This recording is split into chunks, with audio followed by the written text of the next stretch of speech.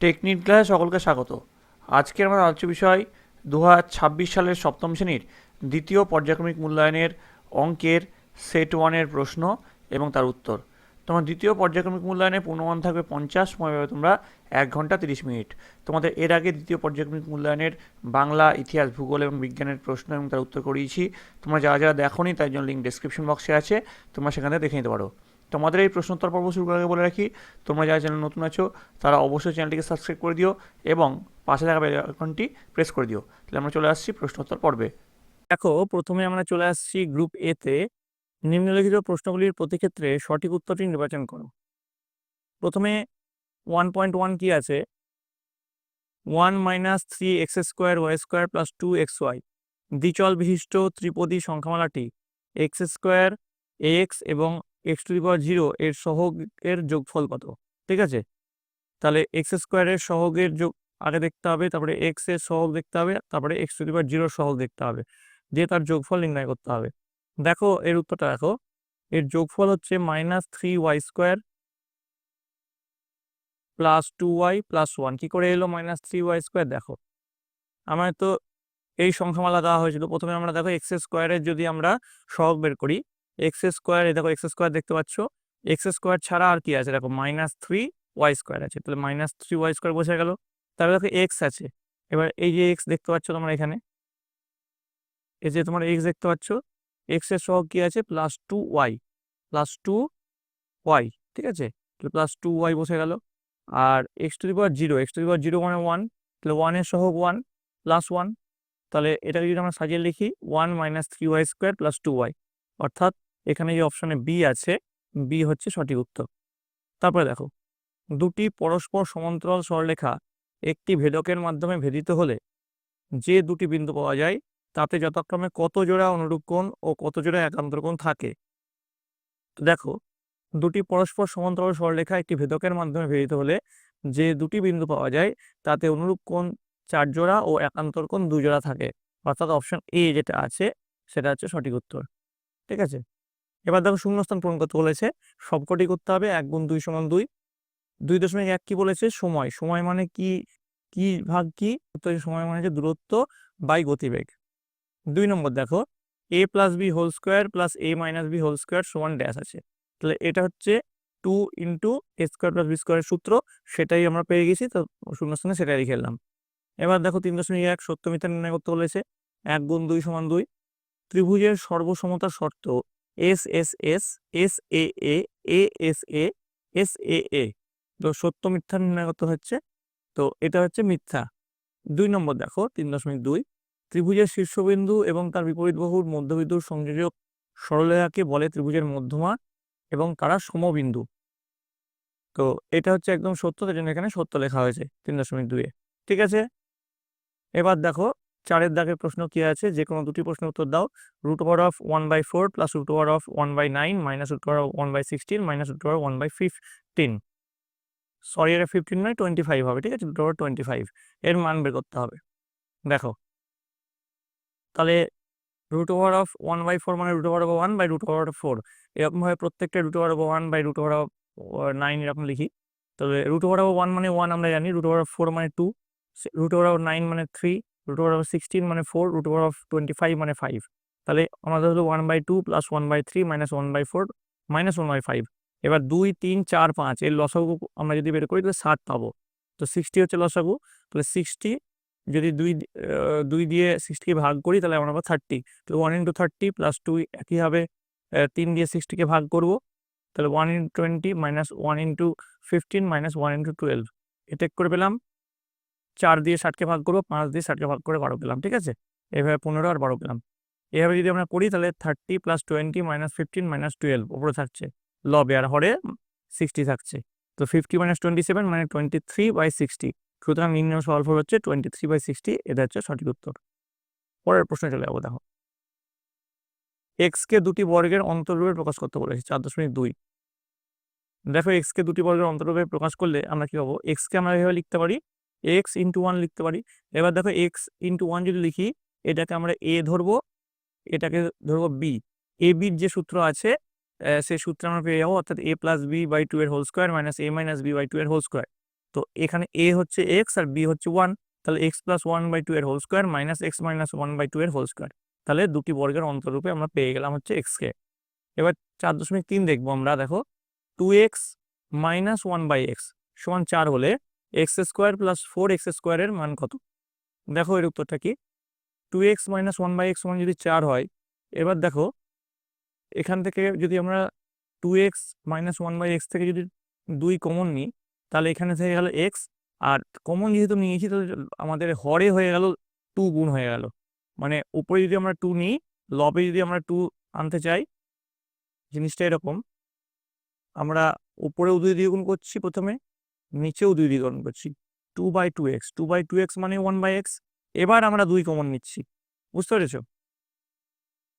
তো সেক্ষেত্রে আমরা যদি দেখি, তাহলে আমরা 2 যদি কমন নিই, নিচে তো 2x থেকেই যাচ্ছে, তাহলে 1/2x, তাহলে 2 ইন্টু এক্স মাইনাস 1/2x সমান 4। এবার এখানে এখানে দেখো তোমরা, যদি আমরা উভয় পক্ষকে বর্গ করে দিই, তাহলে 4 ইন্টু এক্স মাইনাস 1/2x এর whole square is equal to 16। এবার 4 আর এই যে 4 আর 16 কেটে গেল, তাহলে এখানে 4 থেকে গেল ডান পক্ষে। এবার দেখো এক্স মাইনাস 1/x এর হোল স্কোয়ার বলেছে, তাহলে এ মাইনাস বি হোল স্কোয়ারের সূত্রে ফেলে দেবো, x square minus 2 into x into 1/2x plus 1/4x square, ঠিক আছে, ইজ ইকুয়াল টু 4।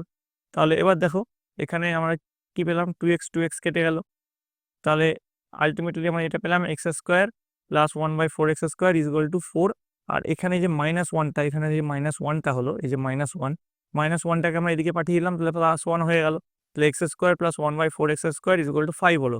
সুতরাং প্রদত্ত রাশি নির্ণয় মান হচ্ছে 5। এবার দেখো 5 নম্বরে আমরা চলে আসছি। 5 নম্বর কি আছে দেখো, 5 নম্বরে এটা আছে আমাদের প্রশ্ন 5.1, আলো 1 সেকেন্ডে যায় 1,86,000 মাইল, আবার 1 মাইল সমান 1.6093 কিলোমিটার। আলো 1 সেকেন্ডে যতদূর যায় তা কিলোমিটার প্রকাশ করো 3 দশমিক স্থান পর্যন্ত আসন্ন মানে। দেখো 1 মাইল সমান 1.6093 কিলোমিটার, তাহলে 1,86,000 মাইল, তাহলে কত সমান কত হবে, তাহলে 1.6093 সঙ্গে 1,86,000 গুণ করে দিই, তো সেটা গুণ করলে আমরা এটা পাবো দশক স্থান পর্যন্ত আসন্ন মানে 2,99,330 কিলোমিটার, ঠিক আছে, এটা আমরা পেলাম। তো সুতরাং আলো 1 সেকেন্ডে 2,99,330 কিলোমিটার যায়। এবার দেখো 5.2 এর অঙ্ক যেটা বলেছে, সরল করতে বলেছে, a plus 1 plus a square plus b square into a square minus b square plus b square plus c square into b square minus c square plus c square plus a square into c square minus a square, এটা সরল করতে বলেছে। দেখো প্রথমে অঙ্কটা টুকে নিলাম, তারপরে দেখো আমরা যদি এটাকে বি কনসিডার করি, তাহলে এটাও এ এটাও বি, তাহলে হিসাব মতো এ প্লাস বি ইন্টু এ মাইনাস বি সূত্রে পড়ে যাচ্ছে। আবার এটাকে বি কনসিডার করলাম, তাহলে এটাও এটাও B, A plus B A minus B, ঠিক একইভাবে এটাও এ plus B A minus B এর সূত্র পড়ে যাচ্ছে। আমরা জানি এ প্লাস বি ইন্টু এ মাইনাস বি এর সূত্র হচ্ছে এ স্কোয়ার মাইনাস বি স্কোয়ার, তো এটাকে আমরা এ ধরেছি, তাহলে এটার স্কোয়ার হচ্ছে এ স্কোয়ারের স্কোয়ার, আর এটাকে বি ধরেছি বি, এটা তার মানে হচ্ছে মাইনাস বি স্কোয়ারের স্কোয়ার সূত্রে পড়ে গেল। ঠিক একইভাবে বি স্কোয়ারের square minus c square square plus c স্কোয়ারের স্কোয়ার মাইনাস এ স্কোয়ারের স্কোয়ার, এবার এ প্লাস 1 যেমন ছিল তেমন থেকে গেল। এবার দেখো প্রত্যেকটা রাশি এখানে কিন্তু কেটে যাবে, এটার সঙ্গে এটা কেটে গেল, এটার সঙ্গে এটা কেটে গেল, এটার সঙ্গে এটা কেটে গেল, তাহলে আলটিমেটলি যেটা পড়ে থাকলো a প্লাস 1, এটা হচ্ছে সঠিক উত্তর, ঠিক আছে। এবার দেখো 5.3 যে প্রশ্নটা দিয়েছে কি বলেছে, m মাইনাস 1/m-2 সমান 6 হলে m-2 এর হোল স্কোয়ার প্লাস 1/m-2 এর হোল স্কোয়ারের মান বের করতে বলেছে, ঠিক আছে। দেখো m-1/m-2 এরকম আছে, তো যদি আমরা উভয় ক্ষেত্রে আমরা -2 করি উভয় দিকেই, তো সেক্ষেত্রে আমরা কি পাবো, এখানে m-2 আর এখানে 6-2 পেলাম, হ্যাঁ, তাহলে -2 করে দিলাম উভয় পক্ষে। এবার তাহলে আমরা কি পেলাম, m-2 minus 1/m-2 is equal two 4। এবার আমরা এখান থেকে যদি আমরা দেখি, আমাদের মান বের করতে দিয়েছে m-2 এর হোল স্কোয়ার প্লাস 1/m-2 এর হোল স্কোয়ার মান বের করতে দিয়েছে, তো আমরা ঠিক ওই রাশিটা লিখে ফেললাম। এবার দেখো a square plus b square এর সূত্রে আমরা পড়ে যাচ্ছি, তাহলে a minus b whole square plus 2ab এটা সূত্র। ঠিক একইভাবে যদি আমরা a square plus b square সূত্র আমরা প্রয়োগ করি, তাহলে আমরা এখান থেকে এটা পাচ্ছি। এবার দেখো m-2 মাইনাস 1/m-2, এবার m-2 মাইনাস 1/m-2 এর মান আমাদের এখানে 4 বেরিয়েছিল, তাহলে এই 4-এর মানটা, এই যে এই টোটাল রাশির মান যে 4 বেরিয়েছিল, সে 4 বসিয়ে দিলাম, তার স্কোয়ার আছে, তাহলে 4 স্কোয়ার প্লাস এটা কেটে গেল, প্লাস 2 থেকে গেল, 4 square plus 2 16 plus 2, 4 square 16, 16 plus 2 মানে 18, 18 হচ্ছে সঠিক উত্তর। ঠিক আছে, এবার দেখো পরের যে অঙ্ক আছে, এবার আমরা 6 দাগে চলে আসছি। যে কোনো একটি প্রশ্ন উত্তর দাও। একটি ট্রেন 210 মিটার ও 122 মিটার দীর্ঘ দুটি সেতু যথাক্রমে 25 সেকেন্ডে ও 17 সেকেন্ডে অতিক্রম করছে। ট্রেনটির দৈর্ঘ্য ও গতিবেগ কত? দেখো এর উত্তরটা। আমরা জানি একটি ট্রেন একটি সেতুকে অতিক্রম করার সময় ট্রেনটি নিজের দৈর্ঘ্য ও সেতুর দৈর্ঘ্যের সমষ্টির সমান দূরত্ব অতিক্রম করে। তো 25 সেকেন্ডে যায় 210 মিটার প্লাস ট্রেনের দৈর্ঘ্য, 17 সেকেন্ডে যায় 122 মিটার প্লাস ট্রেনের দৈর্ঘ্য, তাই তো? একবার একবার নিজের দৈর্ঘ্য আর সেতুর দৈর্ঘ্য অতিক্রম তাহলে এবার দেখো, যদি আমরা এখান থেকে এটা বিয়োগ করি, তাহলে 15 থেকে 17 বাদ দিলে 8 সেকেন্ড পাওয়া যায়। আর এখানে ট্রেনের দৈর্ঘ্য কেটে গেল, তাহলে এখানে থাকলো 88 মিটার, তাহলে 1 সেকেন্ডে যায় 88/8 মানে 11 মিটার। এবার ট্রেনের গতিবেগ হচ্ছে 11 মিটার পার সেকেন্ড, তাহলে 25 সেকেন্ডে অতিক্রম করে। 11 গুণ 25, 1 সেকেন্ডে যদি 11 মিটার যায়, তাহলে 25 সেকেন্ডে 11 গুণ 25 মিটার যাবে, তাহলে 275 মিটার যাবে। সুতরাং ট্রেনটির দৈর্ঘ্য 275 বিয়োগ 210 মানে 65 মিটার। কেন? এই যে 25 সেকেন্ডে যাই, এখান থেকে আমরা পেয়ে গেলাম 25 সেকেন্ডে পেলাম 275, তাহলে এখানে 275 হয়ে গেল। আর এখানে 210, 275 210 বাদ, আর ট্রেনের দৈর্ঘ্য তাহলে এখানে পেয়ে গেলাম আমরা, তাহলে 65 মিটার হচ্ছে ট্রেনের দৈর্ঘ্য। এবার দেখো 6.2, 200 মিটার ও 240 মিটার লম্বা দুটি ট্রেন পাশাপাশি দুটি লাইনে যথাক্রমে 42.5 কিলোমিটার ও 36.7 কিলোমিটার গতিবেগে পরস্পর দিকে এগিয়ে আসছে, অর্থাৎ একটা যাচ্ছে এদিকে আর একটা যাচ্ছে এদিকে। ঠিক আছে, ট্রেন দুটি মিলিত হওয়ার কত সময় পরে পরস্পরকে অতিক্রম করবে? দেখো, একটি ট্রেন অপর ট্রেনকে অতিক্রম করার সময় দুটি ট্রেনের দৈর্ঘ্যের সমষ্টির সমান দৈর্ঘ্য অতিক্রম করবে, অর্থাৎ এই ট্রেনটার গোটাটা দৈর্ঘ্য আবার এই ট্রেনটার গোটাটা দৈর্ঘ্য, এইটা হচ্ছে মোট দৈর্ঘ্য, তাই না? এক্ষেত্রে মোট অতিক্রান্ত দূরত্ব হচ্ছে দুটো ট্রেনের মোট যেটা দৈর্ঘ্য তার যোগফল। 200 মিটার প্লাস 240 মিটার মানে 440 মিটার মোট অতিক্রান্ত দূরত্ব। আবার ট্রেন দুটি পরস্পরের দিকে এগিয়ে আসছে, তাহলে এর গতিবেগও কিন্তু দুটো ট্রেনের গতিবেগের সমষ্টি হবে, কারণ এটা হচ্ছে আপেক্ষিক গতিবেগ হয়ে যাচ্ছে। 42.5 প্লাস 36.7 কিলোমিটার পার ঘন্টা মানে 79.2 কিলোমিটার পার ঘন্টা হচ্ছে এর আপেক্ষিক গতিবেগ। তো ট্রেন দুটি 79.2 ইন্টু 1000 মিটার যায় 3600 সেকেন্ডে, তাহলে 1 মিটার যায়। সরল করলাম 3600/79.2 ইন্টু 1000 সেকেন্ড, তাহলে 440 মিটার যায়। এই সরল করে আমরা পেলাম, যদি 440 গুণ করে দিই উপরে, সেক্ষেত্রে আমরা পাই 20 সেকেন্ডে। 440 মিটার যায় 20 সেকেন্ডে। সুতরাং ট্রেন দুটি মিলিত হওয়ার 20 সেকেন্ড পর পরস্পরকে অতিক্রম করবে, কারণ আমরা জানি অতিক্রান্ত দূরত্ব হচ্ছে 440 মিটার, অর্থাৎ এইটাই আমাদেরকে জানতে চেয়েছিল। মোট কত সেকেন্ড পরস্পরকে অতিক্রম করবে? 20 সেকেন্ডে পরস্পরকে অতিক্রম করবে। ঠিক আছে, এবার দেখো 7.1 এর কি প্রশ্ন আছে। একটি সমকোণী সমদ্বিবাহু ত্রিভুজ আঁকো যার সমান বাহুদ্বয়ের দৈর্ঘ্য 7.2 সেন্টিমিটার। ঠিক আছে, দেখো এখানে আঁকা হয়েছে 7.2 সেন্টিমিটার, একটা প্রথমে একটা দাগ কেটে নেওয়া হয়েছে। আমরা যেটা জানতে চেয়েছি, এবিসি একটি সমদ্বিবাহু সমকোণী ত্রিভুজ অঙ্কন করা হলো যার একটি কোণ এবিসি 90 ডিগ্রি এবং দুটি বাহু AB is equal to BC সমান 7.2 সেন্টিমিটার। দেখো এখানে তোমরা সমকোণ অঙ্কন করতে জানো, এখান থেকে কম্পাস বসিয়ে কম্পাসের কাঁটাটা এখানে বসিয়ে একটা চাপ আঁকলাম, তারপর এইখানে বসিয়ে আর একটা চাপ, এখানে বসিয়ে এই চাপটা আর এই চাপটা কেটে নিলাম। ঠিক আছে, এই চাপটা আর এই চাপটা কেটে নিলাম, দিয়ে আবার এখানে বসিয়ে এই চাপটা কাটলাম, যেখানে মিলিত হলো সেখান থেকে আমরা এই দাঁতে জয়েন করে নিলাম। এবার এখানেও 7.2 কেটে নিলাম, এখানেও 7.2 কেটে নিলাম, দিয়ে আমরা দুটো পয়েন্ট পেলাম এ আর সি পয়েন্ট জয়েন করে দিলাম, তাহলে এ বিসি একটি সমদ্বিবাহু সমকোণী ত্রিভুজ আমরা পেয়ে গেলাম, যার AB is equal to BC is equal to 7.2 centimetre. ঠিক আছে, এবার দেখো এবিসি একটা ত্রিভুজ আঁকতে বলেছে 7.2 এর প্রশ্ন, যার এবি সমান 7 সেন্টিমিটার আর এসি সমান 5 সেন্টিমিটার এবং পিএসি সমান 60 ডিগ্রি। ঠিক আছে, তো দেখো প্রথমে এবি 7 সেন্টিমিটার আর এসি 5 সেন্টিমিটার কেটে নিলাম আমরা।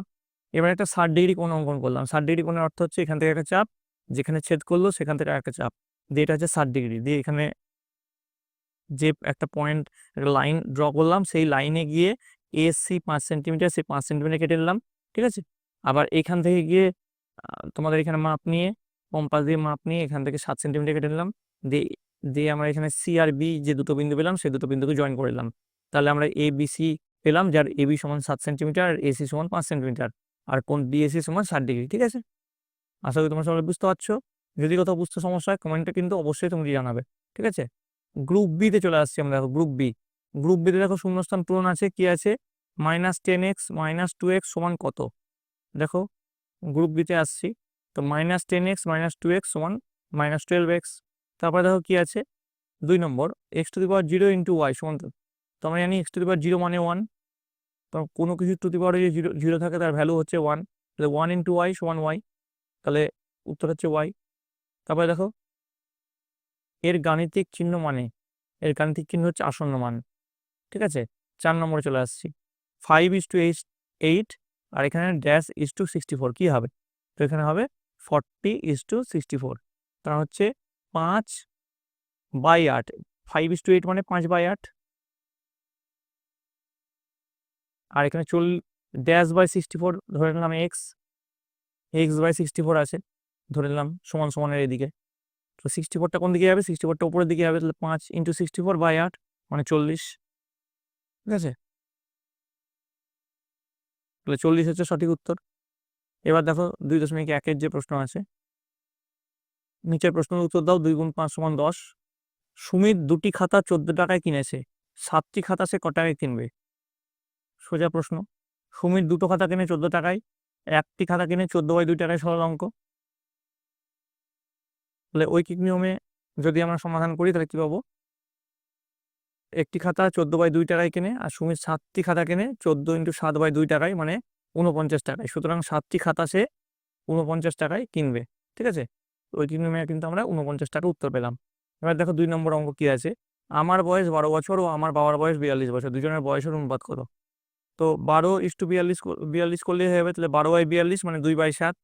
হ্যাঁ, 6 দিয়ে কেটে দিলাম, 6 × 2 = 12, 6 × 7 = 42, 2:7, এটা হচ্ছে সঠিক উত্তর। সুতরাং দুজনের বয়সের অনুপাত 2:7। এবার দেখো 3 দাগে যে প্রশ্ন আছে, আমার বয়স x বছর, পল্লবী আমার থেকে 2 বছরের বড়, আমার দুজনের মোট বয়স কত? তো আমার বয়স x বছর, পল্লবীর বয়স হচ্ছে x+2 বছর, 2 বছরের যেহেতু বড় বলেছে, সুতরাং আমাদের দুজনের মোট বয়স x+2 মানে 2x+2, তাহলে দুজনের মোট বয়স হচ্ছে 2x+2 বছর। এবার দেখো 4 নম্বর, একটি আয়তক্ষেত্রের দৈর্ঘ্য 4x + 1 মিটার এবং প্রস্থ 3x মিটার, আয়তক্ষেত্রের ক্ষেত্রফল কত? তাহলে দৈর্ঘ্য বলেছে 4x + 1 আর প্রস্থ বলেছে 3x, তাহলে দৈর্ঘ্য ইন্টু প্রস্থ সমান ক্ষেত্রফল আমরা জানি, তাহলে 4x + 1 কে 3x দিয়ে গুণ করবো, তাহলে 3x × 4x + 1, আর 3x × 4x একবার করলাম, আর 3x × 1 একবার করলাম, তাহলে আমরা কি পাবো? 12x² + 3x, তাহলে সুতরাং আয়তক্ষেত্রটির ক্ষেত্রফল 12x² + 3x বর্গমিটার, ঠিক আছে। মনে করে ইউনিটটা ঠিক লিখবে, বর্গমিটার যে ইউনিটটা সেটা ঠিক লিখবে।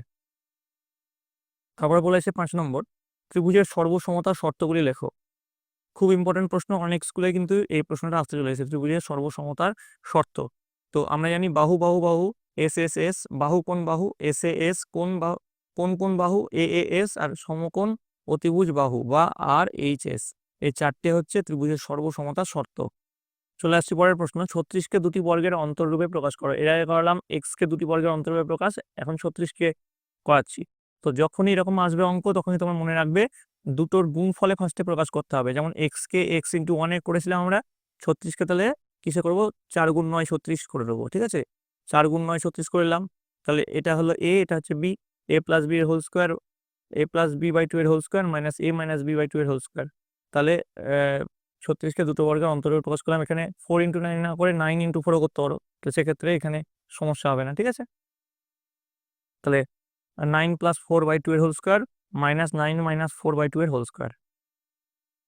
এবার দেখো 4 অঙ্কটা কি আছে, x - y = 3 আর xy = 28 হলে x² + y² এর মান কত জানতে চেয়েছে। দেখো x² + y² এর যদি আমরা ভাঙি, তাহলে আমরা পাবো x - y whole square + 2xy। তাহলে এবার x - y, দেখো এখানে আমাদেরকে বলে দিয়েছে 3 আর xy বলেছে 28, তাহলে x - y এর মান 3 বসিয়ে দিলাম আর xy এর মান 28 বসিয়ে দিলাম। তাহলে 3 এর স্কোয়ার মান হচ্ছে 9 আর 28 গুণ 2 হচ্ছে 56, 9 + 56 হচ্ছে 65। সুতরাং প্রদত্ত রাশিটির নির্ণেয় মান 65। এবার দেখো 5 দাগে চলে আসছি, স্কেল কম্পাসের সাহায্যে একটি সমবাহু ত্রিভুজ অঙ্কন করো যার একটি বাহুর দৈর্ঘ্য 6 সেন্টিমিটার, ঠিক আছে। সমবাহু ত্রিভুজ আঁকতে বলেছে। দেখো স্কেল কম্পাসের সাহায্যে আমরা প্রতিটি কোণ 60 ডিগ্রি যদি আমরা আঁকি, তাহলে সেক্ষেত্রে আমরা সমবাহু ত্রিভুজ আমরা পেয়ে যাব। তো এটা যদি আমরা আঁকতে যাই করব, প্রথমে আমরা বিটি একটা বাহু অঙ্কন করে নিলাম। দেখো বিটি একটা বাহু অঙ্কন করলাম, আর আগে আমরা একটা এবি বাহু 6 সেন্টিমিটার কেটে নিয়েছি। এবার বিটি বাহু অঙ্কন করার পরে বিতে কম্পাস বসিয়ে এইখানে একটা চাপ কাটলাম, 6 সেন্টিমিটার একটা চাপ কাটলাম। এবার এখানে একটা চাপ কাটলাম, আর এইদিকে একটা বড় করে একটা চাপ কাটলাম, ঠিক আছে? এবার যেখানে আমার ছেদ করলো সেই পয়েন্টটাকে আমরা সি নাম দিব। এবার সেখানে কাঁটা বসিয়ে আমরা এখানে আর একটা চাপ কাটবো। যে এবার দুটো চাপ যেখানে মিলিত হলো সেই পয়েন্টটার সঙ্গে এই বি পয়েন্টটা যোগ করে দেবো, আর এই পয়েন্টের নাম দেবো এ। তাহলেই আমরা একটা এখানে কি পেলাম, তিনটি বাহু বরাবর, যাতে এটা তিনটেই কিন্তু বাহুগুলো সমান হলো, অর্থাৎ প্রতিটি বাহুর যে দৈর্ঘ্য সেটা কিন্তু 6 সেন্টিমিটার হলো। তাহলে এবিসি অঙ্কন করা হলো, যার এবি, বিসি ও এসি তিনটি বাহু প্রতিটি দৈর্ঘ্য হচ্ছে 6 সেন্টিমিটার। ঠিক আছে? তো এই গেল তোমাদের সপ্তম শ্রেণীর দ্বিতীয় পর্যায়ক্রমিক মূল্যায়নের অঙ্কের প্রশ্ন এবং তার উত্তর। তোমার যদি এই ভিডিওটা ভালো লাগে থাকে অবশ্যই একটি লাইক করবে, বন্ধুদের কাছে অনেক অনেক শেয়ার করবে। আর তোমরা বইটা খুঁটিয়ে পড়বে, তারপরে কিন্তু এই প্রশ্নগুলোর উত্তর করতে যাবে। আর এই প্রশ্নপত্র যে হুবহু তোমাদের পরীক্ষা আসবে কোনো মানে নেই, এরকম টাইপের প্রশ্ন আসবে। তোমাদের জন্য আরও 4 থেকে 5টা সেটের অঙ্কের প্রশ্ন এবং তার উত্তর নিয়ে আসবো। তাই জন্য তোমাদের সকলকে এই চ্যানেলের সঙ্গে যুক্ত থাকতে হবে। তো ভিডিওটা যদি ভালো লাগে অবশ্যই কিন্তু তোমরা বন্ধুদের মাঝে শেয়ার করবে। তোমরা সকলে মন দিয়ে পড়াশোনা করো, তোমরা সকলে ভালো থাকো, তোমরা সকলে সুস্থ থাকো।